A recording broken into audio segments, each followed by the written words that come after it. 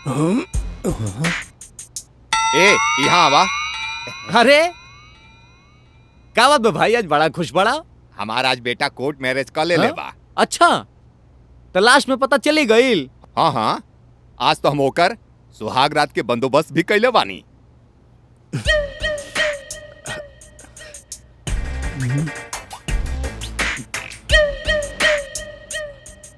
क्या बात, चलो कम से कम आज के बाद चढ़ना उतरना तो बंद भइल। हाँ, आज से हमार बेटा कार्तिक और चंदा दोनों एक सफल जिंदगी बिताई हैं। मगर ये कैसे हो सकेला? केहू और के गाड़ी केहू और कैसे चढ़ सकेला?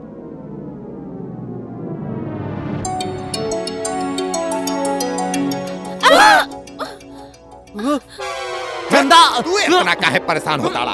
अरे छोड़ी हमरा के, छोड़ी हमरा चंदा के इज्जत लूट गई आज। छोड़ी। तू हमर रूम में का करत बाड़ा? देखा चंदा, बहुत बड़ा कांड भइल बा। हमार बात ध्यान से सुना। देखा दीनानाथ के लड़का बंटी ना हम हई। का कहत बाड़ा? सही कहतानी हम। अगर हमारे भैया जान जाइहन तो तोहरा के जान से मार दीहन। तोहार भैया तो बाद में मरी हैं। बंटिया कहाँ बा? ओकरा के तो हम ही मार देम। कहाँ बा बंटी?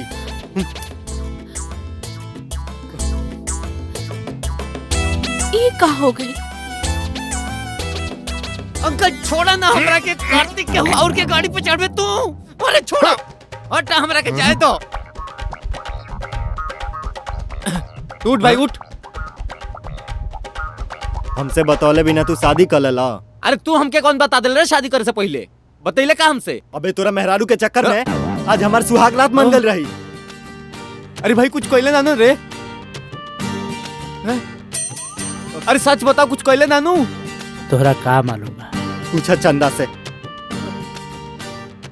बोलो। ये का कहला? कहली तो हम का? ये तो हमके सब सच सच बता देनी। का? का? जा जा बच्चा जा, आशीर्वाद बा हमार। चला ये रानी।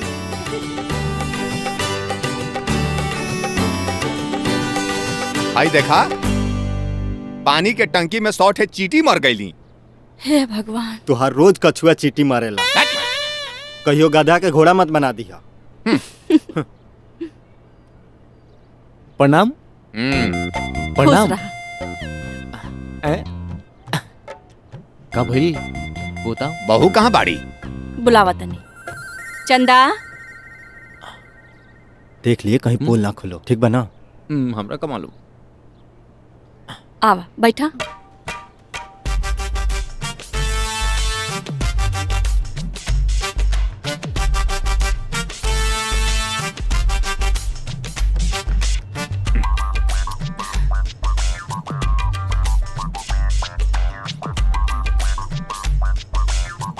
हाँ, ई बाटे पंडित मास्टर दीनानाथ जी। नमस्ते। आई बाड़ी महतारी। खुश रह। वो बाड़े उनका घर के नौकर मंगरुआ। बेगाना के शादी में आशिक काहे दीवाना होता?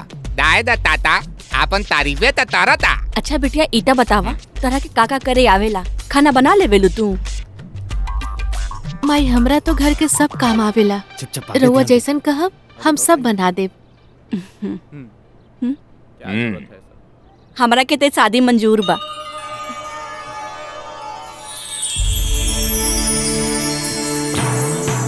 बन मुर्गा बन। ए भाई सही से बन। तोर बाबूजी ने गुस्सा दिला देला रे भाई। अब मुंह से निकल गए तो क्या करी? गलती से निकल गल के उठक बैठक उठक बैठक कर कर उठक बैठक उठक बैठक। मुर्गा बनते मुर्गा बन। रुच अच्छा रुक बनतन बनतन। काम बनावे के भेजले रहनी तब बिगाड़ दे हला सब।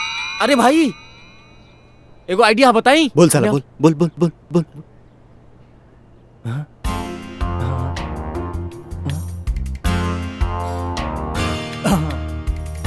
चल चल।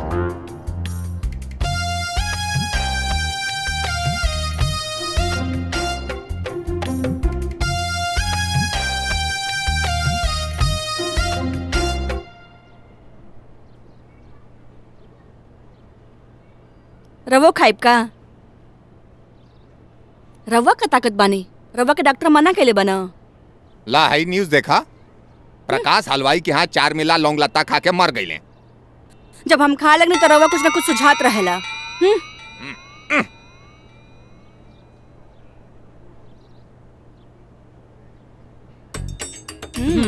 बाबूजी कुछ कहे चाहत हवे। तो हम का करी? अरे बाबूजी, कल जौना के तू रूम देले बाड़ा ना। हमरे फैसला के बीच में आइला के जरूरत नहीं खे। अरे यार। अरे जी, जब वो साल भर का भाड़ा इकट्ठे दिलवावता तो कहे न ओकरा के दे देतनी। ए बुढ़ऊ, इस ज्यादा टपर टपर जुबान मत चलावा, ठीक है? लड़की के अकेला पाके कोड़ा के लूट लेला। ऐसन कोठरी जैसन घर में एक एक रूम के 5,000 रुपए लेता रहा हैं? अब देखा ई नमूना का बोलत अरे हुए। बाबूजी, कल जेके रूम देले बाड़ा ना, ई वही के हस्बैंड हवे। अच्छा, तो ई ऊ हवे। हाँ। हम तो ऊ मासूम लड़की के चेहरा देख के ओके रूम देहली और उसे 3,000 रुपया से 1 रुपया ज्यादा ना ले बानी। और तू यहाँ सेखी बघारत हुए। ए बुढ़ऊ, ई बाथरूम नियन घर में हम ना रहब, समझला? हमार पैसा निकाला, पूरा पैसा वापस करा। पैसा तो तहार एक फूटी कौड़ी वापस ना करब। 1 महीना तो तोहके रह ही के पड़ी। तो ठीक बा, हम हो रहब 3 महीना में घर में रहब। अतः जीना हराम ना कर देनी तो हमार अंकित कुमार नाम ना है, समझला? हाँ हाँ, जा देख ले तो। ठीक है, चल यार निकल। भाग। अरे चाय दी।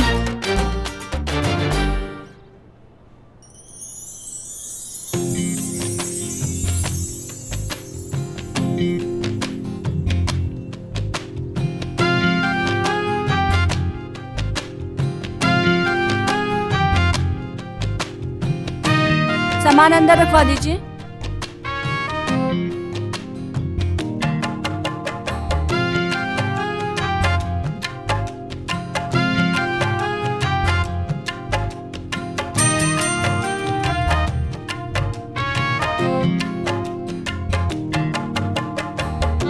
का बात है, ई बैग धोआ था? कुछ समझ में नहीं आवत। अरे हम आहू के कुछ समझ में ना आवता। ई का करता? भैया नमस्कार। मुन्ना भाई नमस्कार। आओ, सब और ठीक बा बताएं? ना? हाँ हाँ, सब बढ़िया बा। हाँ ठीक बा भैया। बढ़िया। हाँ, बहुत दिन बाद अइला। अंकित हवन का? हाँ हाँ, बस सामने बैठे हैं। अच्छा ठीक बा अच्छा भैया। ठीक बा। अरे अंकित भाई नमस्कार। अरे नमस्कार नमस्कार, बैठो गोविंद। और बतावा का हाल चाल बा? अरे का बताएं गोविंद, ये अपन कार्तिको है ना, हाँ। इस सरवा बहुत गलत काम कैले हा। गलत काम कइले? का कइले मर्दे, बतावा ना। अरे मर्दो, ऐसा बोलत हो जैसे तोके पता ही नहीं है। सब कुछ पता है फिर भी का कैले का कैले। अरे मर्दे, सचमुच कहत बानी, हमरा ना पता बा, बतावा ना। नहीं पता ना मर्दे। सच्ची में? हाँ। खो माई कसम। अरे माई कसम मर्दे। अरे मर्दो, एगो लड़की के बेवकूफ बना के शादी कर लेला हा। और शादी करके अपने घर में ही रख लेला हा। और अगर बताओ, अगर वो लड़की के पता चल जाई कि ओके बेवकूफ बना के शादी कैले हा, तो का हुई एकरे साथ? हाँ, तो लात जूता खाइए ना का। खैबे करी है। ये सब अच्छी बात नहीं है ना। हाँ सही बात भाई यार, लेकिन दोस्त भाई यार, अगर लात जूता खाई तो फिर अच्छा लगी बोला। हाँ मरते, ये सही कहत हुआ तू। चाहे कितना भी होए, चाहे कितना भी कमी ना होए, पर हत अपन दोस्त हाँ ना। अगर एक दोस्त दूसरे दोस्त के काम ना आई तो हमनी के ऐसा दोस्त रहले बेकार ना हमर दे। कुछ न कुछ ओकरा के कहे के ना पड़ी। लेकिन और सोचा अगर निकाले खातिर कुछ सोचे के पड़ी। एक काम कर, तू निकाल, तेहू कुछ सोच, हमू सोचत है। ठीक बानी। ठीक है, तो हम चलत ही। हाँ। तू सोचा हमहू सोचा। नमस्कार। बतावे, इतना अच्छा न्यूज निकलल है। अब बुढ़िया जब देखा तब सुतल रहे ले। कोनो बात नहीं, हम ही न्यूज पढ़ लेते हैं।